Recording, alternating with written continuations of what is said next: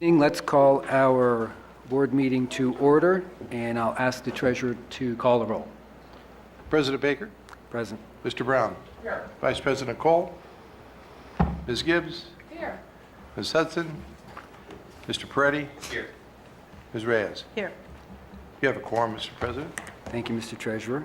And I would like to call on Gina Walker, who's a third grader at Woodcrest Elementary. Come up to the podium, and your mother can come too if you like. And you're going to lead us in the Pledge of Allegiance. And thank you. Yes, and Sanne Walker is your mother. Would everyone be standing?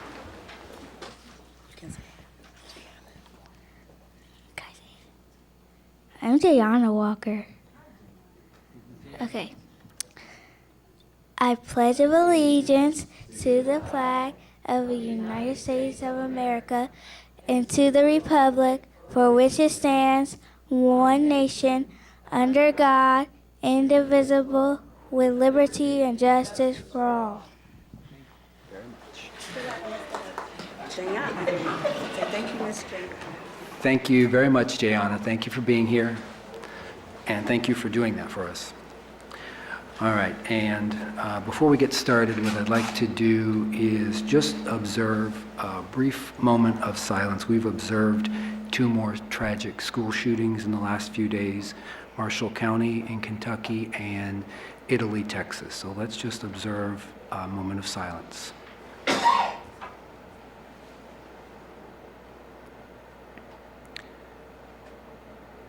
Thank you very much. I'll now review the agenda so we all know the work before us this evening. After the board adopts the agenda, we will take public comment. We do have individuals signed up to provide testimony this evening to the board. We will then hear executive reports. We'll hear from our superintendent, we'll hear from our internal auditor and our treasurer. The board will then take up its consent agenda, after which we will hear announcements. We will then recess into executive session. Having said that, the chair will entertain a motion that we adopt the agenda. So moved. Second. Moved and seconded. Mr. Treasurer? President Baker. Yes. Mr. Brown. Sure. Ms. Gibbs. Yes. Mr. Peretti. Yes. Ms. Reyes. Yes. Motion carried. Thank you very much. We will now proceed to public comment. So what I'll ask you to do is when your name is called, please approach the podium. You'll have 4 minutes. You'll see a timer. And at the end of 4 minutes, we'll just ask you to conclude. And I'll call the names as individuals signed up to speak this evening. Our first speaker, Gina Butcher. Topic, school calendar, board action, consider our year-round school to remain on the same schedule. Ms. Butcher, please approach the podium. Good evening. Thank you for being here. Good evening. Thank you for having me. Good evening, President Baker, Vice President Cole, Treasurer Borick, Internal Auditor Smith, members of the board, and Interim Superintendent Dr. Stanford. So thank you for letting me have this time to speak to you this evening. I have been teaching for 21 years, 13 of those here in Columbus City Schools. This is my very first time ever doing this. So, my other 8 years were from teaching in California, and I've been lucky enough to serve not only as a teacher, but as an advocate for our families as part of a year-round school program for the past 3 years at our year-round school in Columbus City. Like I mentioned, I taught also in California for 8 years, where I actually happened to be teaching there at a year-round school. And being that I loved it so much and saw all the benefits with the students, I even turned enrolled my students into a year-round school out in California to begin their education. So of course, when I came to Columbus City and found the opportunity to be able to join another school that is year-round here in Ohio, I jumped on the chance.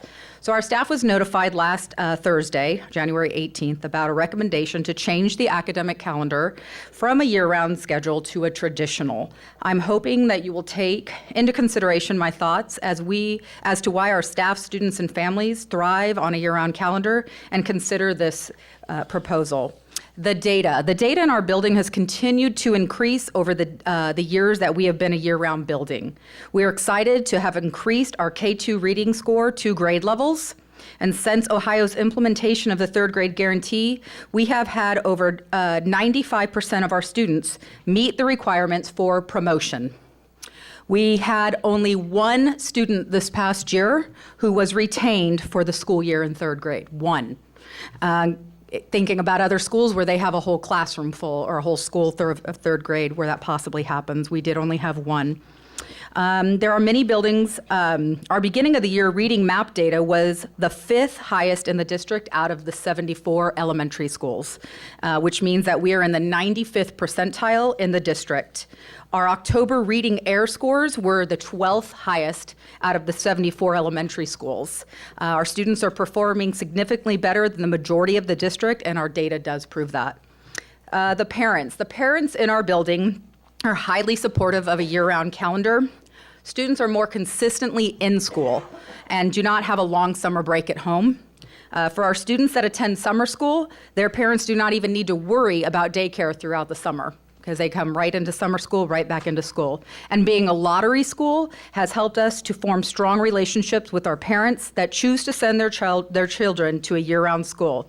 As a matter of fact, many of our parents will send their students from across the district, whether it be them driving them here or on the buses, just to get that year-round calendar for their child.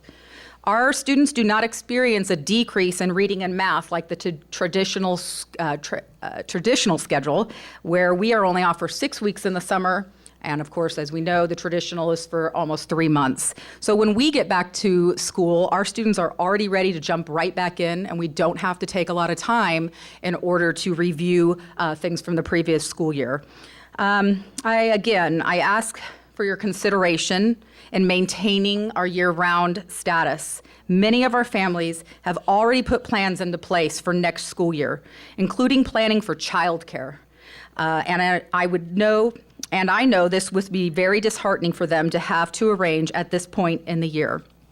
As we know, adjustments with children is done slowly, purposefully, and intentionally because advocating for anything else could be detrimental to learning.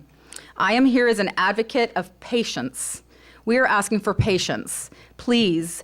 Patience is the ability to count down before you blast off into a traditional school year. Please don't forget the countdown and remember that patience for our families and most importantly for our students before making this decision. Thank you for your consideration and time. Thank you.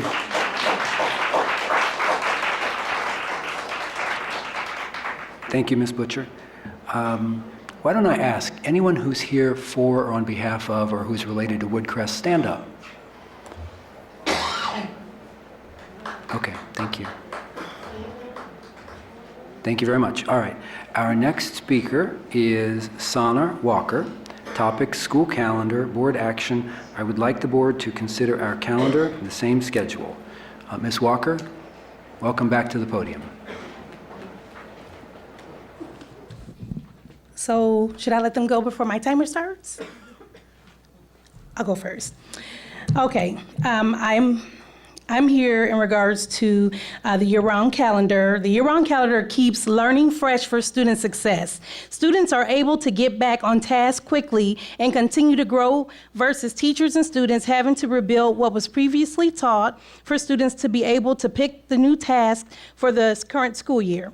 The socioeconomical barriers that put students at risk of not meeting the standards that have been set by the Department of Education, such as communication, lack of the parent, teachers, and students' transparency, the shifting in family dispositions with the change in the family dynamics, custodial issues, parental responsibilities. We also have barriers and unforeseen circumstances, such as the basic needs lacking the positive support systems in sudden addictions and incarceration. Students are exhibiting behavior issues due to the lack of basic skills sets in reading and writing. So the year-round school calendar makes it possible for teachers to use this time to connect on a deeper basis with parents and students to get these students back on task for learning.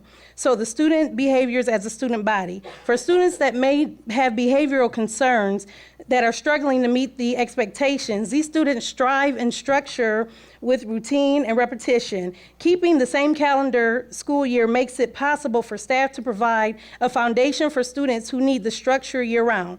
Teachers are able to work with students during that specific time frame to help them work through their struggles while catching them up in keeping them on task. Now, for the students that are not exhibiting behavioral issues and concerns, but they're meeting the expectations, these students are standing on that same foundation of structure, routine, and repetition. The year-round calendar allows for these students who can self-regulate the opportunity to continue to build on these foundations.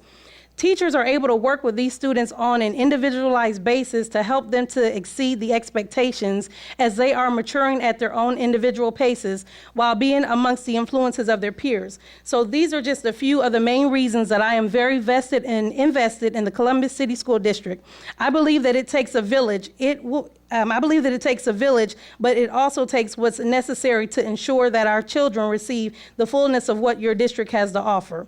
I would like the school board to consider keeping the year-round school schedule at the same time.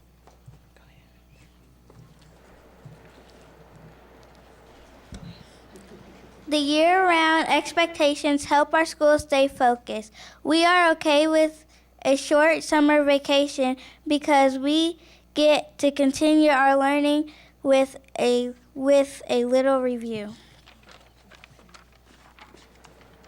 We like the program that our year-round school offers. We have more time to learn on subjects because of the schedule. And we want to thank you for this time, President Baker, Vice President Cole, Treasurer Bohoric, Internal Auditor Smith, members of the board, and Interim Superintendent Dr. Stanford.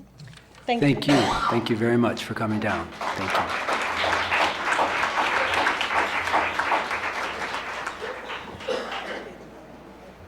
Thank you, Ms. Walker. Thank you, young ladies, as well.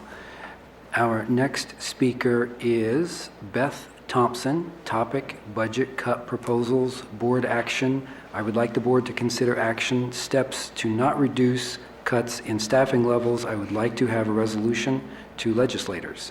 Ms. Thompson, good evening.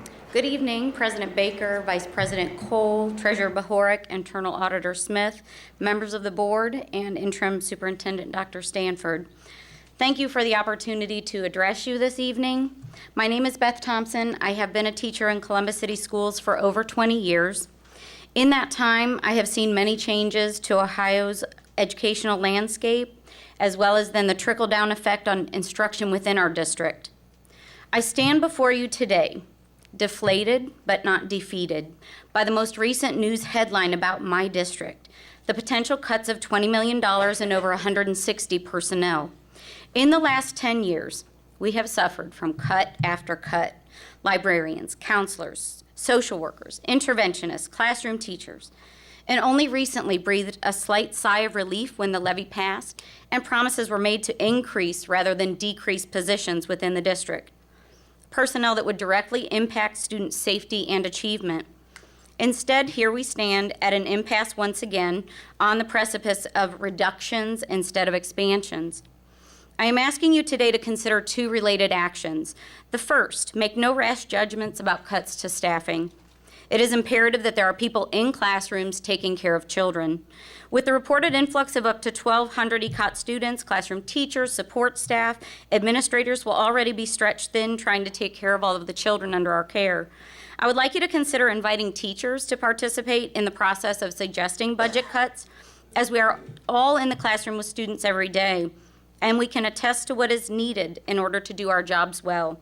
For example, I see no mention of the possibility of a buyout or early retirement incentive for teachers close to retirement to bow out sooner rather than later. Over time, this may result in a cost savings to the district. On a much smaller scale, I see an item on the agenda for action tonight for $5,000 to be paid for board members to travel for training.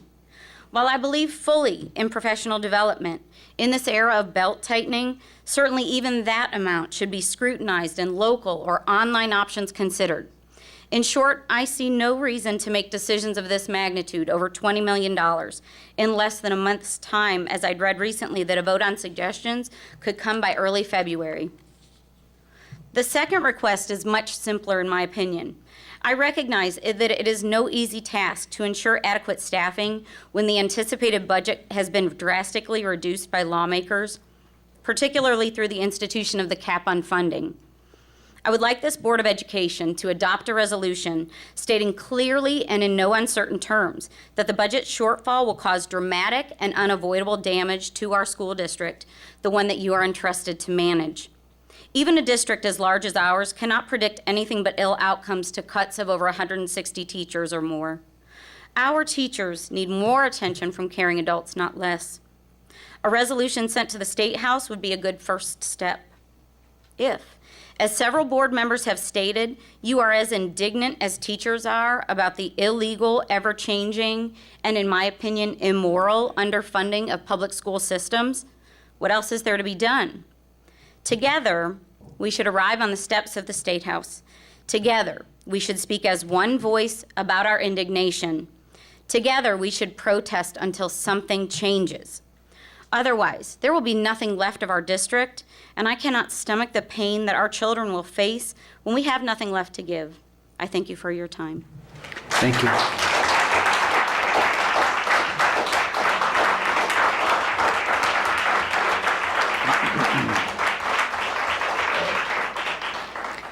Thank you, Ms. Thompson. Our final speaker then is Samantha Smith. Topic is budget cut proposals. Board action, I would like the board to consider not to reduce the internship coordinator's proposal that currently exists. Good evening, Ms. Smith. Good evening, President Baker, Vice President Cole, Treasurer Bohoric, Internal Auditor Smith, members of the board, and Interim Superintendent Dr. Stanford, I apologize. I stand before you tonight as a Columbus City Schools parent, community member, and educator. I have proudly worked for this district for 10 years, first as a high school English teacher, and now as a career and community resource coordinator. My colleagues and I are more commonly referred to as the internship lady or the internship guy.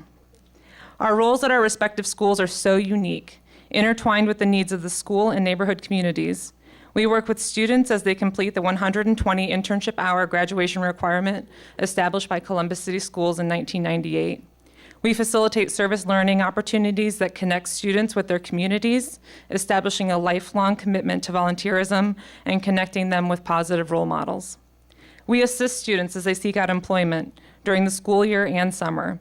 We sit on the STEM Industry Council Advisory Board, which partners with some of the top STEM companies in Central Ohio, each summer providing nearly 40 students with paid internships, in addition to unpaid research opportunities with The Ohio State University. We closely work with sophomores as they explore Career Center pathways, determining what comes next in their journeys. It's nearly impossible to capture everything that we are to our buildings. But this isn't about us. This isn't a desperate plea for self-preservation. It is a plea to consider the impact an elimination of the 11 internship coordinators will have on influencing the whole student. Academic success is no doubt important, but in my experiences, in keeping a pulse on K-12 and higher education and following trends in the American and international job markets, I recognize the value of maintaining these positions, all 11, to ensure students have someone in their building that can serve as a primary contact for essential, life-changing opportunities. Students are less likely to engage in undesired behaviors, such as illicit drug use, joining gangs, or dropping out of school, if they are involved in meaningful paid and/or unpaid internship and volunteer opportunities. They form their identities as members of their communities, become change agents, and learn how to thrive in the professional world. Their experiences at internship sites give them context for their academic curriculum. Last Thursday, we were informed that our positions were being recommended to be cut from the current 11 positions at 20 schools to just 3 district-wide. Unfortunately, this move neglects to take into consideration the new graduation requirements that are proposed by the Ohio Department of Education, one of which allows for 120 internship or work hours to help students get that diploma. 2 of us work for high schools that have unique internship programs that allow students to pursue internships weekly. I have the privilege to work at one of these schools. My building was founded with a weekly internship program decades ahead of its time. The elimination of this position will cause the elimination of this program for my students. I have a close working relationship with nearly 200 organizations in Central Ohio. Students see their participation in this program as a rite of passage, a way to better inform them before they go off to college and spend tens of thousands, if not hundreds of thousands of dollars. A former student completed her internship with the Columbus City Schools Middle School. The experience had such a profound impact that she decided to pursue an education degree. What an honor it would be to one day work alongside one of my former students. Knowing this formative experience gave her a focus during a time when teenagers struggle to find their identities. Many of my colleagues are here tonight in solidarity. We recognize what the future holds, but we do not believe that cutting the Career and Community Resource Coordinator position is in the best interest of students. In fact, it sets our district back decades. The students and the community will suffer. Thank you, Ms. Smith.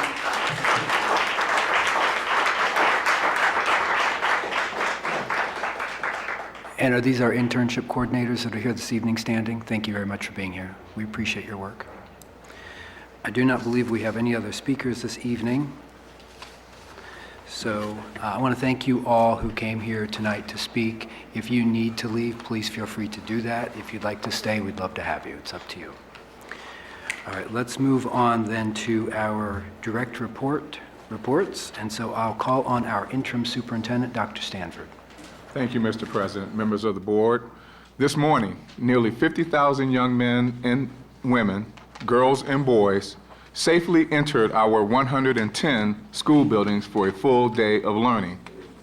At first, this statement might not seem newsworthy, but given the events of today in Kentucky, last Thursday at ECOT, last Tuesday and Wednesday in the snow and ice here in Columbus, I assure you it is.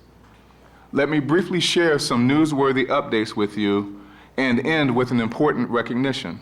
First, our communications and our safety and security teams continue to monitor news reports out of southwestern Kentucky, where authorities say a 15-year-old student shot 14 people and injured 5 others at a high school. 2 of the girls, as Mr. Baker has already recognized, did not survive, unfortunately. A 15-year-old boy and a 15-year-old girl. We're told the teenage suspect was quickly taken into custody, and staff at the school immediately implemented their safety protocols to prevent more injuries and to keep families informed on the safety of their loved ones. For me, the news reinforced a reminder of our need to continue valuable safety training and drills at all of our buildings across the district. So far this year, our students and staff have undertaken a combined total of more than 550 lockdown drills and 1,600 emergency drills. Our administrative leaders have begun incident command training to further improve our management of emergency situations. And today, our operations and safety and security teams met with more than a dozen outside vendors to identify new and innovative solutions to further keep our young people safe. Clearly, we take safety very seriously in Columbus City Schools. Next, as our students safely enter school this morning, there were 1,200 others in our city who had no school to go to, at least for now. With the closure of the electronic classroom of tomorrow, or as we commonly know as ECOT, we in Columbus City Schools are set to welcome many of those students into our district. Over the past several days, our enrollment teams under the leadership of Dr. Michelle Klein have reached out through direct letters, phone calls to homes, and information shared through the news media, alerting these ECOT families of their options. To date, more than 36 former ECOT students have already enrolled in our district, and dozens more have appointments already set for this Thursday and Saturday. When we are extending hours at the Central Enrollment Center to specifically welcome our ECOT families to Columbus City Schools. Counselors will be on hand to meet with students and families during their enrollment appointment, to review transcripts, develop an individualized graduation plan, and to provide information on the various opportunities available for them in Columbus City Schools. The special hours at our Central Enrollment Center for ECOT families are this Thursday from 4:30 to 7:30 p.m. and Saturday from 8:30 a.m. to 4:30 p.m. If ECOT families are listening and have questions, they can call our fact line, which is 221-FACT or 3228. Again, 221-3228. I have no doubt that our teams will be busy this weekend. Next, I want to take a brief moment to publicly thank again our operations, transportation, fleet services, and buildings and grounds teams who, to the best of their abilities, were ready to open schools last week as we dealt with the aftermath of a series of bad storms. Thank you especially to our Chief Operations Officer, Maurice Odom, for monitoring conditions and keeping in close contact with the city's snow warriors. The tremendous work completed by our city's snow warriors on Wednesday allowed us to open schools on Thursday. And again, Director Johnson, thank you. I also want to thank our communications team for keeping our families well informed of our decisions during that time. It is no surprise that we had a large spike this month in the number of people who downloaded our new Columbus City Schools mobile app. Nearly 2,000 downloads last week alone. And here's a shameless plug for you. Please download the free app today if you haven't already done so. Just go to the App Store on your phone or mobile device and search Columbus City Schools. I know the snow days have had a major impact on our high school sports teams, forcing some of them to have back-to-back games to make up for the lost days. I appreciate how our scholar athletes and their coaches are answering the challenge with incredible grace and stamina, and some pretty impressive games also. I also want to commend Student Activities Director Vincent Clarno, Coordinator Jeff Shepard, and the entire team of athletic directors who have had the responsibility of working with our coaches to reschedule those games. Finally, let me conclude my comments with the acknowledgement of our board members and National School Board Recognition Month. At this time, I'm going to ask Jeff Chambers, Communications Director for the Ohio School Boards Association, to step to the podium.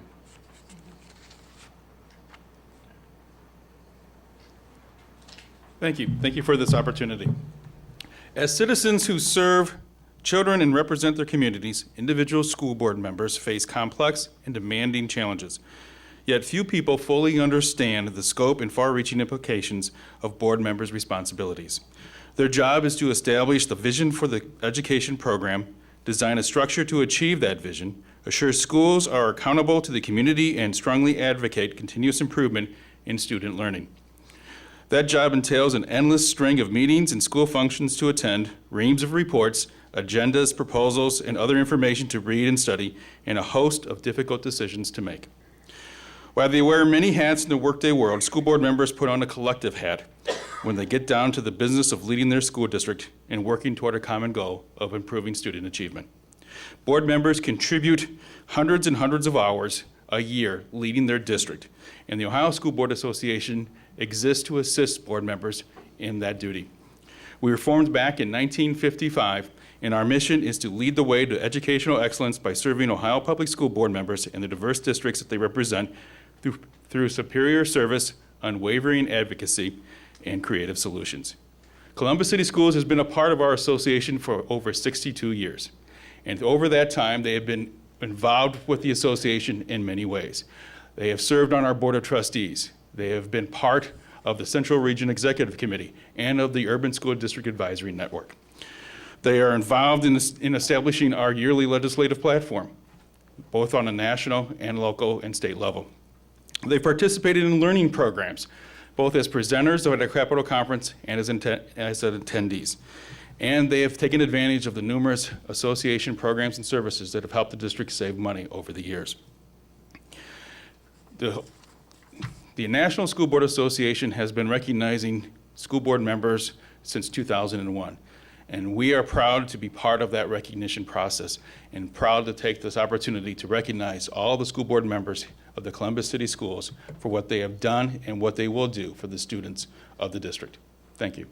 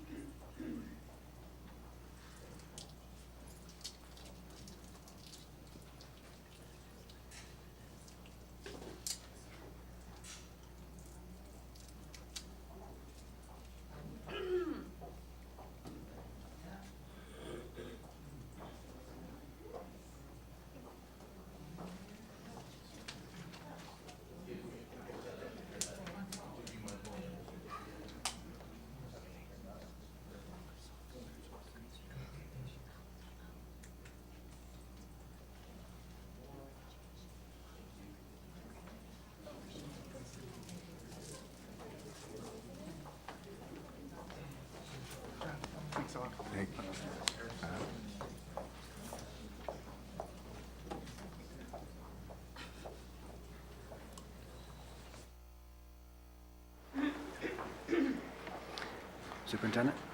Well, as Mr. Chambers has said, few people fully understand the scope and far-reaching implications of the responsibilities that a Board of Education must bear. While these individuals wear many hats in their personal and professional worlds and in the community, our board members come together as a team and work toward a common goal, and hundreds of hours each year on behalf of the students at Columbus City Schools. Whether crafting policies, listening to the concerns of families and students, or recognizing outstanding CCS programs, attending community events, our board members always keep their eyes focused on what's important, and that's student achievement. It is their love of learning, their deep personal concern and caring for students, staff, and the community, and their passion for public education that drives our board members to lead so that all of our students, not just a few, but all of our students, can achieve and experience the CCS spirit of success. With that, Mr. President and members of the board, congratulations for all of your hard work.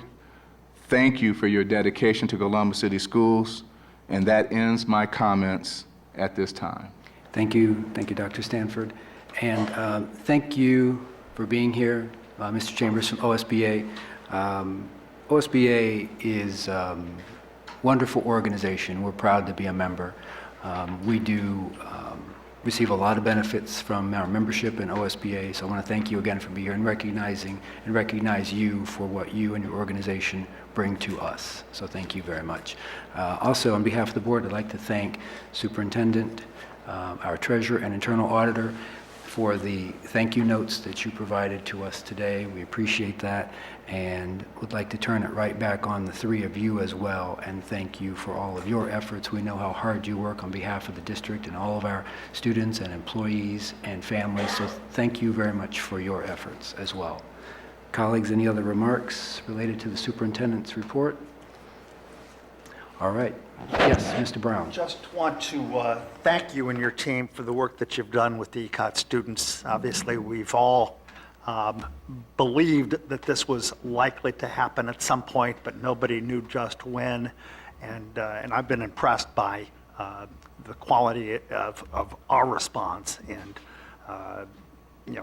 our ability to absorb students quickly, get them into classrooms, get them enrolled, do all the things that are necessary. So thank you. Thank you, Mr. Brown. Ms. Gibbs? Yes, I echo the sentiments of thanking our teams for a very challenging 3 weeks to open up 2018, whether it's snow or athletics. But thank you for all of your hard work, and whether we forecasted it or not, there are thousands of parents whose students did attend ECOT, and that was their choice, and now they need to make a difficult one. So thank you for making it an easy transition for them, and we hope that they choose us, and we also hope and we hope that we're working hard to alleviate whatever facilitated their decision to leave. I hope we are better in the areas where they found us lacking, and that we can listen to their feedback and improve ourselves and our systems so that we continue to grow and refine what we do to better serve all students. We know we have a wide array of options, but schools, as big as they are not one size fit all. And every parent has to decide what the best place for their individual child, where that should be. And so we hope that these students will find an option in our 110 buildings that will help their students succeed. And to my colleague, Jeff Chambers, and to the entire Ohio School Board Association family, thank you for your continual support of our work and your exclusive dedication to school board members, as you can see from the beginning of our meeting, is no easy feat. I don't know that there's ever an easy day, just joyous ones, and that we thank you for providing the opportunities that you do for us to continue to learn and grow and get better at our jobs. So our regards to Rick Lewis, the Executive Director, and Kim Smith-Miller, who is our Central Region rep, and to the entire leadership team and all of our colleagues across the state that still have to work under this school labor, the school funding system. We work under all of the constraints that are in Ohio in education and public. We really do appreciate you being our partner in success in those endeavors. Thank you, Ms. Gibbs. Any other comments for the superintendent? Did you want to share calendar? Yes. Okay, at this time. Mr. President, members of the board, I'd like to call up Dr. Eric Roush, who is our Government Affairs and Policy team leader, to give us the first hearing for the 2018-2019 school year calendar. Good evening, President Baker, Vice President Cole, sorry about that, and members of the board. We'll have the presentation up here shortly. By way of background, very quickly, the minimum school year is set in statute in 3313.48 of the revised code. Elementary students have to have, grades K through 6 is what the state considers elementary for purposes of the hours. 910 hours per year is the state minimum. For grades 7 through 12, that's 1,001. The state does give up to the equivalent of 2 days for professional development and up to the equivalent of 2 school days for teacher conferences to kind of make up for the fact that teachers are working extra some of those evenings. This has been in statute for quite a while. We continue to get credit for these particular days. It is important to note also that for those grades K to 6, that up to 30 minutes a day for recess also is allowed to be included in the instructional hour calculation. What is not included? Breakfast, lunch, extracurricular activities. Those are explicitly excluded from the calculation under the statute. We also have Board Policy 8210. This kind of goes into a little bit greater detail as far as some of the items that the board should consider when doing the calendar. So you have number of hours, obviously for the year, but also the length of the school day and then when the school year starts and ends. Kind of some important items for a school calendar. Given that our schools all have different amounts of times, we got elementary, we have middle, we have high, we have K6s, we have K8s. You have some schools that elect to have a few extra minutes of recess. We have varying lunch schedules at our middle and high schools. Each school's calculation is going to vary a little bit. It's going to vary by building to building. So just so you know, that it's not like all K in 5 buildings have the exact same schedule. You're going to have some variation.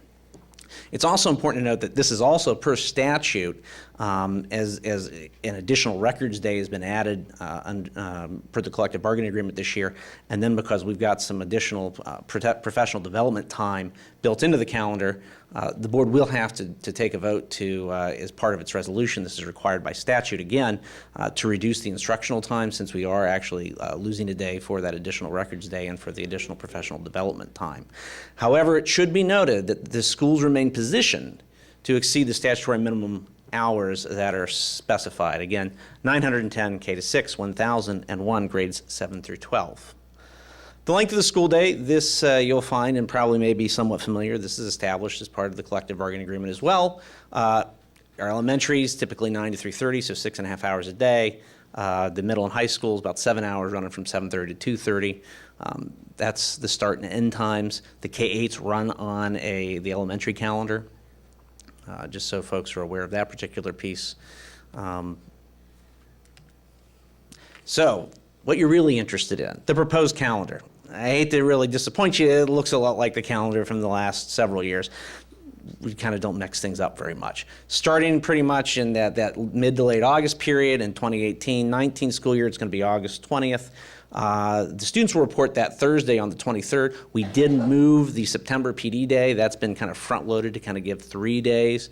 Teachers come in, they get a day to kind of get things set up, and the buildings get a day to kind of do their own professional development. And then the students show up typically. We give them another day to kind of prepare, get some professional development, front loading that at the beginning of the year. Last student day, again, very typical of what we've seen in past years, that late May, right after Memorial Day. Students are final days that Thursday with staff, their final records day being the Friday the 31st. Winter break, spring break, and I guess I should note all with the start and end dates and the spring and winter break, these were the dates offered by CEA. These are their preferred dates, and I just want to make sure that point is made very clear as well. Winter break running from the 24th of December, that last week of December, that first full week of January. Spring break around that same kind of time frame we've used the last, well, as long as I've been here. So it runs Friday the 19th of April through the 26th of April the following week for a 6-day spring break. Something different for professional development for the next school year. As I mentioned before, we have Wednesday, August the 22nd, the third Friday in October, which has been around the time we've done a number of professional development days in the past. We maintain that day, and then Election Day, as a number of our schools serve as polling locations, we use that opportunity to do professional development and get the students out of the building. Something brand new for this year is from September through March. So the second, I actually have a typo here, it's actually the second Wednesday of the month, not the second Tuesday, so my apologies on this particular slide. 1.5 hour early dismissal for students for additional professional development. So this will allow buildings throughout the year then as we go, it's not just we front load it and then there's no more professional development until the very end of the year. They'll be able to consistently get together. They'll be able to have, be looking at student data, looking to see how their boy and their moy are coming along, be able to strategize. It provides those opportunities to look at data and provide some solid professional development. We've worked, I know our team has had conversations with transportation. Transportation feels that this is something that they can do. But it provides just kind of that extended professional development opportunity throughout the year rather than just taking a one day. It kind of embeds that throughout the academic year. As we mentioned before, records days, we added an additional day per the agreement. The agreement specifies that for the first and second quarter, they are the Wednesday. They are to be the Wednesday following the end of the grading period. Based on the calendar you see before you, that's Wednesday the 24th of October and the Wednesday January 16th. The third quarter is variable. Monday, March 25th, based on kind of balancing the quarters is what that turned out to be, and then obviously the last day of the school year, Friday, May 31st. As in past years, you will have to formally adopt the calendar. Again, per the statute, you have to give 30 days before you can take action on that. The next meeting that kind of fits within this particular time frame would be March 6th. So at the March 6th meeting, we'll have the final calendar for your adoption at that particular time. With that, I'm happy to answer any other questions, and I have some colleagues available as well to help bail me out in case I can't answer a few of them. Thank you, Dr. Roush. Are there questions from board members on the proposed calendar for the first reading? Ms. Gibbs. Yes, thank you very much for your presentation. I just have two questions. The first one, in terms of consistency for the Records Day, they're all on Wednesdays. Why not the March Records Day? Why is that not on Wednesday? To President Baker, to Board Member Cole, in balancing the quarter assignments and kind of given where the breaks are, that ended, if you can kind of see on the calendar itself, we have end of quarter one's about 42 days, 45 days, 45, and 41. We felt that really kind of, from a timing standpoint, that made the most sense to try to balance those quarters, and so that's where you see it just kind of the way the calendar worked itself out. It fell there onto that Monday. Yes, ma'am. What's the magic of a Wednesday? To President Baker, to Board Member Gibbs, the 2 Wednesdays, quarter one and quarter two, are per the collective bargaining agreement. That was negotiated, and the board agreed to those particular days. That's why they're there. Okay.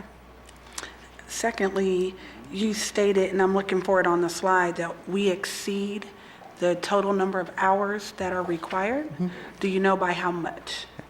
President Baker, to Board Member Gibbs, again, given that every building's slightly different, I don't have that data at my fingertips. I don't know, by how many hours, dependent upon, it's going to vary school to school. Can you get that to us just in general, just how much? Because if we lose a day, if we lose those hours for the additional Records Day that we agreed to, I just want to know, how close does that bring us? Because I don't believe we're done with snow days. So I'm hoping we're done with snow because we had a thunderstorm yesterday, but I just wouldn't. President Baker, to Board Member Gibbs, I believe my colleague, Dr. Klein, may have that information for you. Thank you, Dr. Roush. President Baker, to Board Member Gibbs's question, we do exceed, and we actually keep a spreadsheet on a Confluence document that allows us to track by individual building. So it is a huge spreadsheet, so to speak, and it actually tracks the number of minutes that they exceed. So at any time, if you would like to have access as a board to that, I will be glad to give that to you, because it's tracked not only for snow days, but it's also tracked for things like when a building floods or when a building loses electricity or all those kinds of things. So we welcome you to be in on that, and we'll be glad to share that with you. But at this particular time, our students are all over our time. They are, you said they're on. At this particular time, all of our students are exceeding their times. But we'd have to look at the building to know by how much. Yes, ma'am, by how much. Yes, Okay. they vary greatly. All right. Thank you. Mr. Peretti. Thank you. Real quick, a lot of this, sometimes a little nuanced, but how much do we work with our classified and professional staff on sort of, although we do have set dates that we agreed to and some of the agreements and some different things like that. How is that, is there a conversation? Do we work with them as we sort of work through these proposed calendar dates? President Baker, to Board Member Peretti. This particular year, we met with CEA. CEA does a nice little survey every year where they get information from their members as far as beginning end times, what breaks. They go with kind of majority rules in that regard. That's kind of where we come with the breaks and the beginning and the end of the school year. Like I said, we don't really vary all that much. Tradition is strong in Columbus City Schools. We then, afterwards, I met with the other association heads, the classified supervisors. I always mangle the acronym, so I'm not even going to attempt it.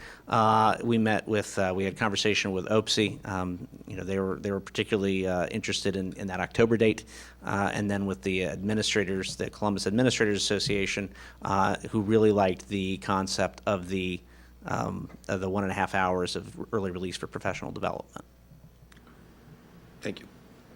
Mr. Brown. Excuse me. Yeah, thank you. Just a simple question. Having served for a number of years and having learned that I really don't look forward to any role with respect to snow days, I don't look forward to a role here. my question is, if somebody doesn't like the calendar, doesn't like anything in particular, who do I send them to? President Baker to Board Member Brown. Such a diffuse process that, by design. If I may ask a follow-up, is your question, if they don't like this proposed calendar, who do they wish to raise suggested improvements to or questions about? Or if after you've adopted it, they don't like the calendar, who do they? I guess both aspects.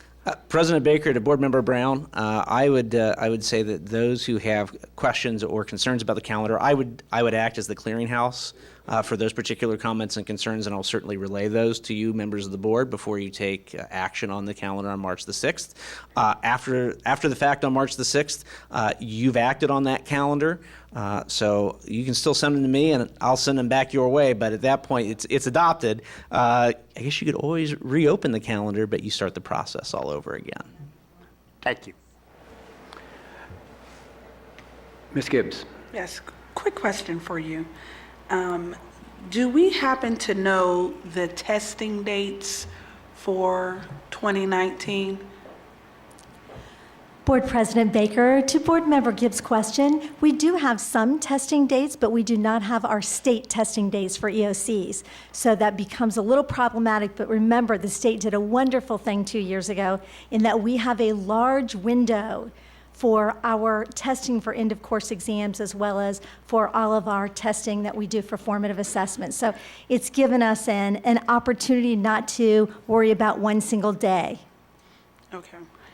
So with that testing schedule, you believe that we're able to fit in these particular days and they won't impact the preparation? Oh, yes, ma'am. I have run them by everyone and their brother. Okay. All right, thank you. Thank you, Dr. Roush. Thank you, Dr. Klein. Dr. Stanford, does that conclude your report? Yes, Mr. President, it does. Thank you very much. Madam Internal Auditor, have you anything to share with the board this evening? I do have one announcement, and that is Audit and Accountability is meeting this Thursday. It's our first meeting of the year. It will be at 3:30 in the Cabinet Room, so if you're able to come, please do. Thank you. Thank you. All right, and Mr. Treasurer, have you anything to share with the board this evening? Yes, President Baker, I do. That would be the monthly financial report for the month of December, halfway through the fiscal year, and this report was presented to and reviewed by the FAC last Thursday.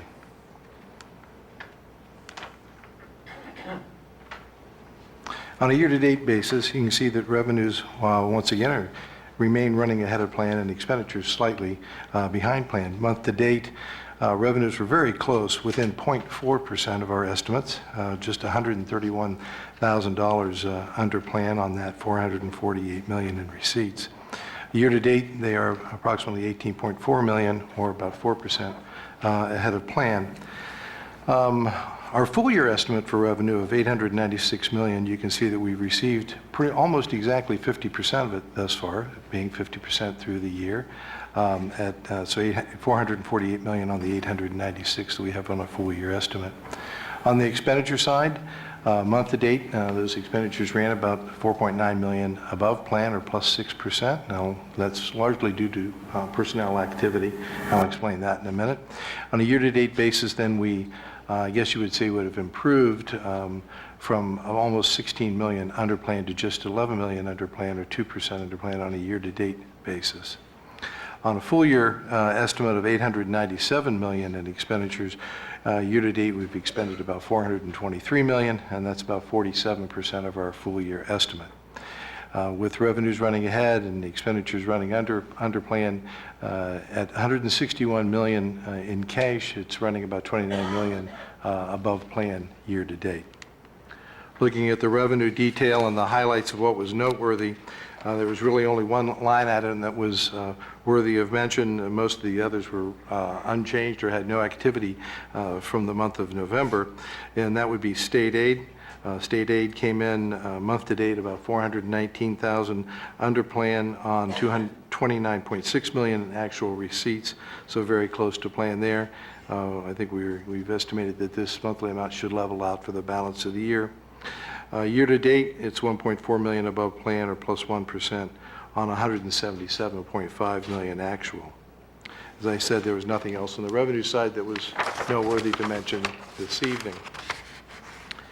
On the expenditure detail, I think we spent most of our time discussing the personnel line, as I had mentioned previously, as we implement the increases granted through the 2 collective bargaining agreements, and also the agreements that you've executed with the other 2 associations.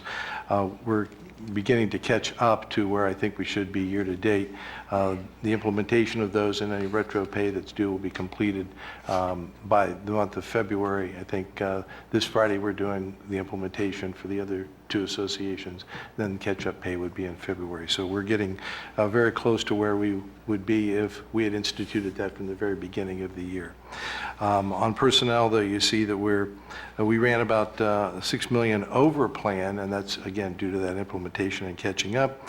That brings us to year-to-date of $4.1 million under plan, and about with 1%. So within 1% of our targets there, which is good. Purchase services continue to run under plan. Year-to-date, about $3 million under plan.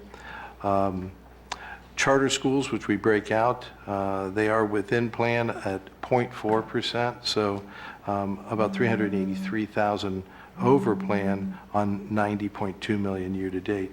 The most recent estimate from the Ohio Department of Education is that charter schools and related deductions would amount to about $184 million, and again, that's about $7 million under what we have appropriated of $191 million.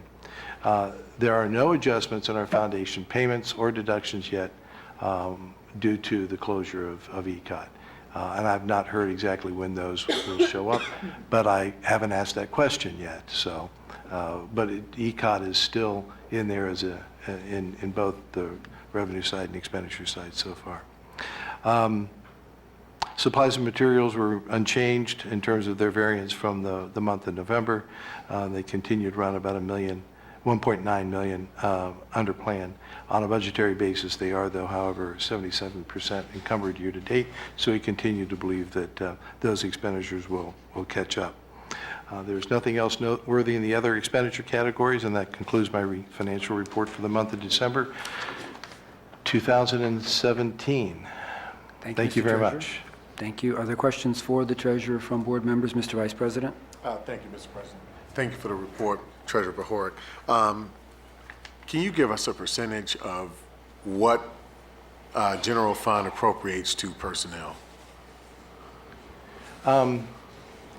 In our district, it runs about 66%, which sounds odd, but because we have such a large number in community school deduction, it distorts that percentage. I've talked about that before. If you factor out the charter schools, we run more in the 85% range, give or take, which is more typical for school districts. So our charter school deduction it distorts that percentage relationship. And my second question is, with this possible ECOT transition, will those dollars follow those children, or do we have to wait until next fiscal year for that to happen? The dollars follow the children. Okay. As soon as whatever school they enroll in, report them through EMIS to ODE, then that flows right into the foundation calculation. Wonderful, thank you. Mm-hmm. Any other questions for the treasurer from board members? Thank you for your report. Oh, yes. Ms. Hudson. Just to clarify, once they would come here, then they're capped, right? So does the cap follow on? Does the cap apply once they're here? Board Member Hudson, great question. I've got about a 20-minute presentation on how the cap and charter school funding works, but let us see if I can do this simple enough. All of the students that are resident in Columbus City Schools appear in our revenue calculation. So the ECOT students are in our revenue calculation. That calculation, though, is then capped at a certain growth rate, okay? It's also reduced on what they call the state share index, which for us is 0.53. So we start off by reducing it by multiplying it by 0.53, and then we look at that growth, and then we cap it even further, okay? So the revenue number versus what's calculated, what we actually get is greatly reduced. Then those students who go to a charter school appear as below the line on the other side of the ledger as an expenditure. And as an expenditure, they come out not reduced by the state share index and not reduced by the cap, but at the calculated amount. So I have a picture where I have icons of children, a large icon for the calculated amount and a smaller icon for the capped amount. And when that student leaves our district, they don't take with them the smaller amount, they take with them the larger icon amount, and it marches out of my presentation. Now, if those students return to us, they're still in the revenue at that small amount, but they come back to us as the larger amount as a reduction of the deduction. How's that? Does anybody like that? And so that, remember when I mentioned that we have 190 million appropriated? I think it's about 9 million of that is allocated to econ. Well, if they're not going to econ, then they won't deduct the 9 million. Well, what happens to the 9 million? Well, it's available to us to reappropriate as needed to educate those children on the expense side. So revenue doesn't go up, but expenditures go down, but then we have to reallocate them because we have to put those, hopefully 1,200 students, somewhere in our district. So we'll have it in an expense reduction to reallocate. So it's just a reallocation of our expenditure side of the ledger. Now, if they choose to go elsewhere, then it stays as a charter deduction. It's just not going to econ, it's going to another charter school. Okay? And I don't want to put Dr. Klein on the spot, but if I do, I'll bet you she knows. I don't know how many students have already re-enrolled yet, so I don't have that number. Did you say about 3 dozen? Yeah. So 30 of them. Other questions from board members for the treasurer on his report? Thank you. Mr. Brown, yes. And relatively brief as well. Any other questions, board members for the treasurer? Thank you, Mr. Treasurer. You're welcome. Yes, we appreciate your work. Thank you. All right. Now, we will take up our consent agenda. Is there a motion that we consider the consent agenda as presented? Moved and seconded. Colleagues, questions or comments on any piece of legislation contained within the consent agenda this evening? Mr. Peretti, I believe I saw your hand first. Really quick, I just want to highlight that we are still continuing to use our Operation Fix-It dollars, and getting these dollars to the schools and making sure that we're doing all the things that we said in our levy. And at the same time, just to sort of segue, we've been talking about this, to put together some capital budgets. So we start to look at what are we looking at in the future, and what do we plan on doing with our sale building funds? What does that look like in the future? How does that fluctuate? Obviously, you're going to have spike years and things like that when you do sell things, but what about the 0.84 mils? How are we going to start looking in the future with that? Just, in light of being accountable and transparent. And then as well as the $500,000 for the permanent improvement piece, which is more, dollars that can be dedicated to capital. But how do we plan on looking at that in the future?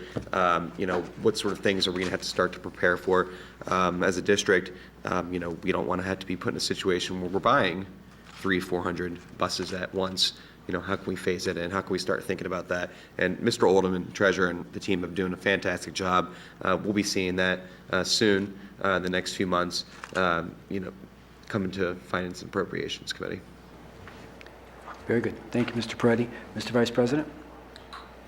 Yes, I just wanted to know if the administration could just briefly explain 10.2, just the line item pieces that we're making corrections on in our appropriations here. Sure. Mr. President, Vice President Cole, I'd like to call up Scott Gooding, our Executive Director for Budget and Finance, to come and give you a brief overview.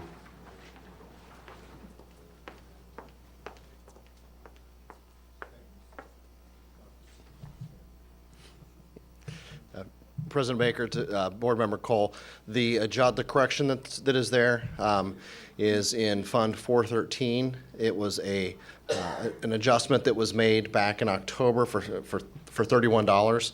There were funds that were carried over in purchase orders that were there, and when the adjustment was made, it was as if they had not been encumbered, and they were, so we're just backing that out to get it back in line with our estimated resources.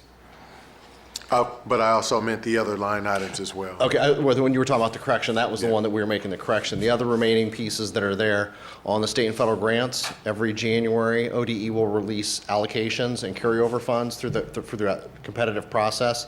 And these are the new dollars that are coming in through that we now have authorization to increase our appropriations to spend those on very specific purposes.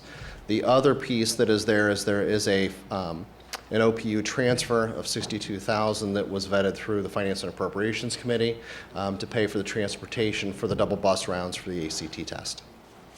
Okay, I thank you. Other questions, colleagues? Mr. Brown. Thank you, Mr. Baker. Item 9.1, won't surprise any of you to hear me raise this again. Thank you, Ms. Thompson, for including this in your presentation. In light of our financial circumstances, in light of what we have been and will continue to be asking of everyone in this school district to tighten their belt on all kinds of things, but wherever we can effect savings that will work to the benefit of all of our children and our district, I would suggest that board member travel be curtailed, eliminated entirely at this time. And I would suggest that maybe this board travel be withdrawn. And I would further go to the point that I'd like to see us put a moratorium on any scheduled or upcoming travel while we're in these circumstances. Thank you, Mr. Brown. Any other comments or questions from my colleagues on any piece of legislation contained within the consent agenda? Ms. Gibbs.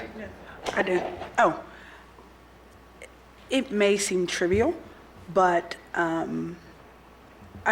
I spent time with Mr. Ethan Holmes, who's out of Cleveland, who started his own applesauce business in Northeast Ohio. So there is legislation on here that our food service department is actually about to purchase an apple peeler, and that in the schools tested, the percent of consumption of students went up 55%.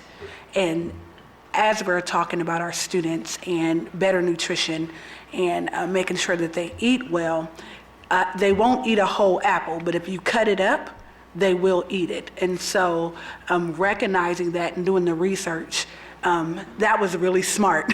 That was really smart. So I'm glad that we are about to invest in some equipment so we'll be able to provide that to our students, and that they will be able to now not just have tons of apples in the middle of the table, but they will be able to eat it. And especially in the cold months where they may not get out and do much physical activity, that they can then have more healthier options at the lunch table. So kudos to those who didn't just buy it, but test, like they tested it in our elementary schools and acted on that research. So thank you so much for that. There'll be tons of kids that are very happy because of it. Thank you for bringing that up, Ms. Gibbs. And so that means less waste, that means healthier students, and that is also part of our Ohio Grown program. And so those apples are from Ohio. So win, win, win. Thank you. Board Member Hudson? Oh, thank you, President Baker.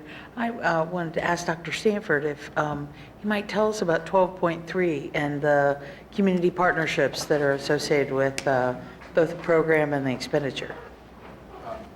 President Baker, Board Member Hudson, thank you very much for that question.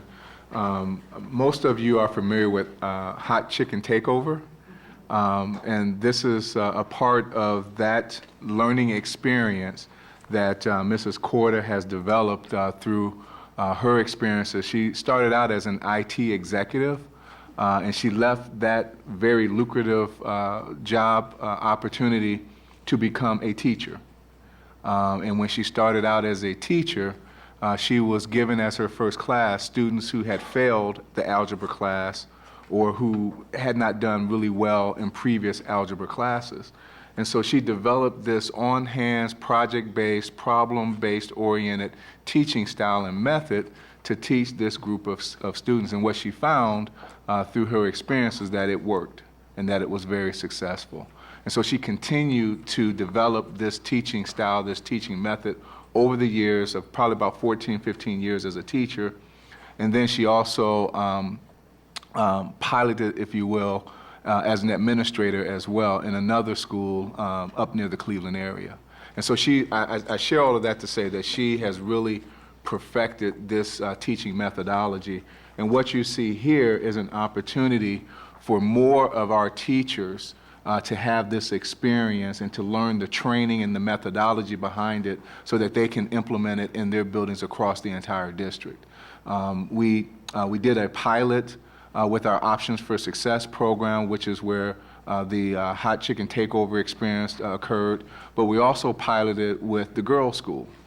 And we found success in both learning environments where students gave us just great testimonials about how that experience really meant a whole lot to them and really changed their attitude towards learning and towards school.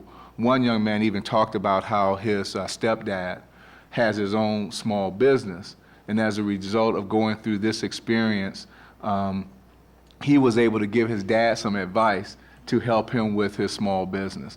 And that was just something that warmed all of our hearts as educators to see that sort of intergenerational learning going on in that particular family. And so what this particular legislation with 12.3, as I indicated, will allow 9 of our schools to participate in a training program on February 7th, 8th, and 9th with this new model. And if I, just as a follow-up, and we also have some community support, I think, for the program as well? We do. We've partnered with some organizations to help us with providing the opportunity with our teachers and with our principals as well. Trying to.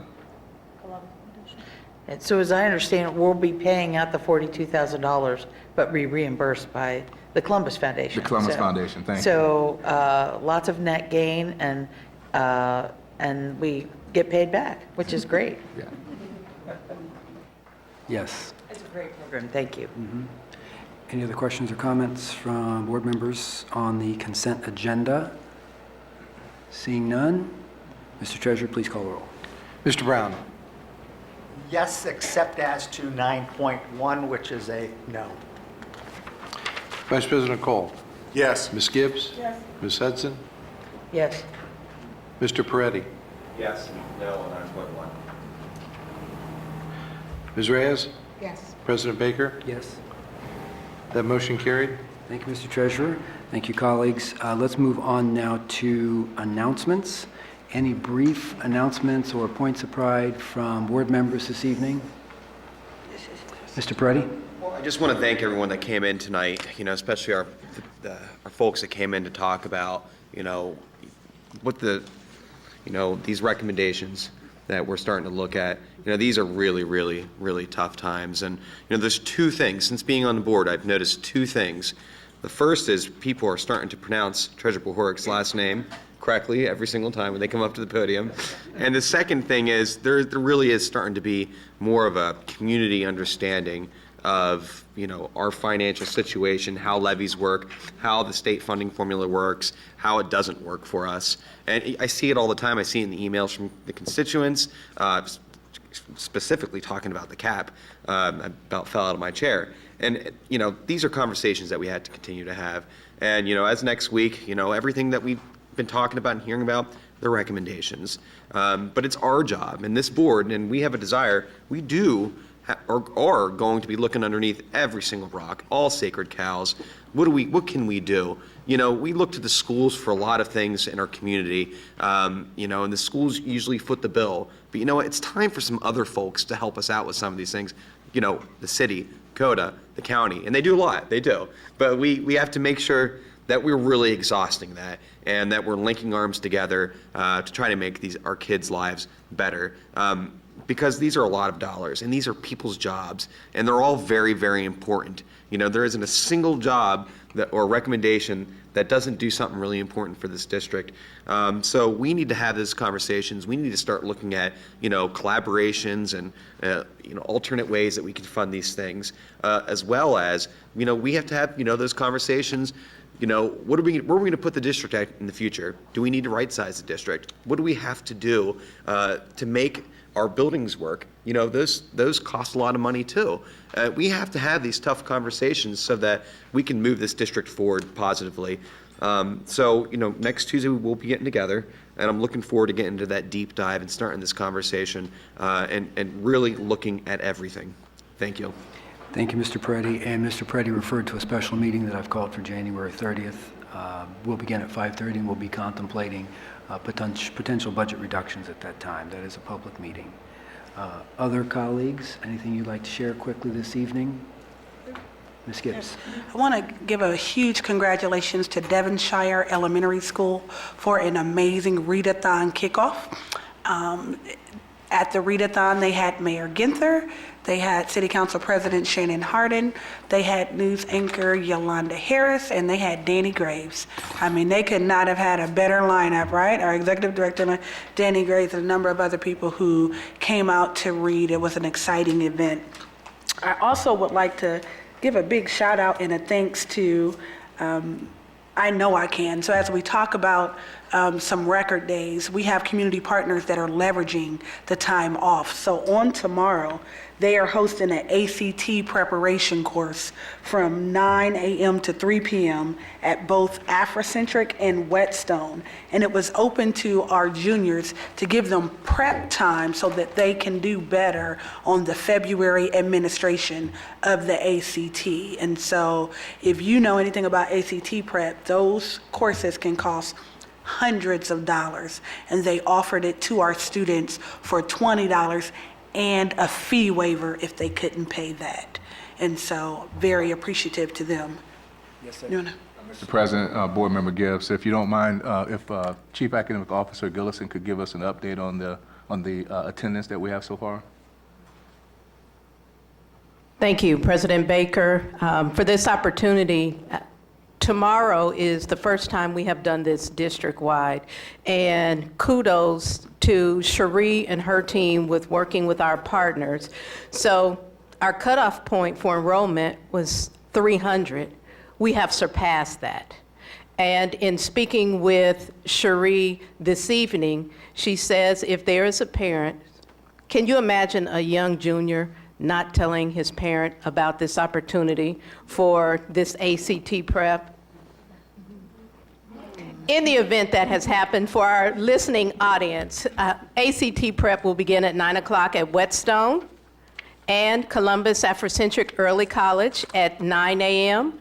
And Director Wells says if they show up, they will get breakfast, they'll get lunch, and they'll get ACT prep. Because on February the 27th is the statewide ACT test for the entire state. And our district, we're taking advantage of it on February 27th. So our young people get that prep tomorrow. They will get breakfast, they will get lunch, and they will get prep. 2 locations, Whetstone, Columbus Afrocentric Early College, and just excited about this opportunity, especially because this is a graduation pathway. So that's tomorrow, parents, if they didn't tell you about it, Whetstone or Columbus Afrocentric Early College, 9 to 3, breakfast and lunch. Yes, you still have to serve them dinner, but we will take care of the rest. Thank you. Thank you so much, and I think it's really important. As you know, the ACT is a very long test. You need to prepare it. It's not a history test. It's not a math test. This is a test that you need to prepare for. Be prepared to sit for 4 and 5 hours to do well on that test. It can determine how much money you shell out for college. It's the difference between a full ride scholarship, a partial scholarship, or no scholarship. And especially for our athletes, doing well and performing as a scholar athlete can greatly increase your opportunities for that. And just finally, I want to say thank you as we get ready for the Advocacy Institute and we reflect on our government shutdown over the last 3 days. Just a reminder, they didn't shut it down for education. They didn't shut it down because we're funded inequitably. They didn't shut it down because some of our schools are funded at a ridiculous rate. We have to make sure that in Washington they understand education is important too, and that they need to fully fund all of their mandates, and that we really need the support of our priorities, not only in education, but along with our special ed students, our infrastructure, our E-flat rates. We need to know what they're doing with commerce. We really need to make sure education remains a federal priority as well as a local one. And we'll make sure to take that fight and to take the Columbus City Schools priorities to them as well. Thank you, Ms. Gibbs. Board Member Reyes. Thank you, President Baker. I just wanted to kind of run on the scholarship piece. I attended the Coalition of Black Trade Unions 31st Annual Labor Salute to Dr. Martin Luther King Jr. And a lot of times people say, be prepared to where you're at, be prepared when an opportunity arises, and sometimes it's being at the right place at the right time, and being prepared all comes together. One of our students, Makina Hensley from Fort Hays, was asked to be to sing a song during the event. And what we later found out is the organization had not selected their scholarship recipient. I don't know, for whatever reason, and you know I asked to make sure that that doesn't happen again, but because she was at the right time at the right place, not only did she receive their scholarship, our Congresswoman, Joyce Beatty, matched it, and she walked out of there with $5,000 to attend North Carolina next year. So kudos again to Makina Hensley from Fort Hays for being prepared and being available at the right time at the right place. Thank you, Board Member Reyes. That's great. Ms. Gibbs. So, quick question, Dr. Stanford. If an organization has a scholarship and they're looking for students and they want to get it to Columbus City Schools, who should they send it to? Oh, wow. Well, I'll turn to Chief Academic Officer Alicia Gillison to answer that question. President Baker, thank you for the question. Board Member Gibbs, they would send it to academic services because we work with our counselors, and I know I can. So if they need a clearinghouse similar to what my colleague Eric Roush said, if they sent it in my name, I would ensure that it got to our counselors so that it can get into the hands of our young people. So for the viewing and listening audience, if you have a church scholarship, fraternity, sorority, anybody, there is no need for that line to remain blank. We have thousands of well-qualified juniors and seniors that can benefit from your scholarship dollars. Please call Columbus City Schools, ask for academic services, and we'll get that information in the hands of our young people. Thank you, Board Member Reyes, for that call out. Thank you, Ms. Gillis. All right, if there's nothing else, then I'll ask the Vice President to offer a motion. Thank you, Mr. President. I ask for, it's recommended that the board recess into executive session per section 121.22 G1 Ohio Revised Code to consider the employment or compensation of public employees or officials. Second. Moved and seconded. Seeing no discussion, Mr. Treasurer. Vice President Cole? Yes. Ms. Gibbs? Ms. Hudson? Yes. Mr. Peretti? Ms. Reyes? Yes. President Baker? Yes. Mr. Brown? Yes. The motion carried. Thank you, Mr. Treasurer. The board will now recess into executive session. We will adjourn from there without returning to these chambers. Thank you. Have a good evening.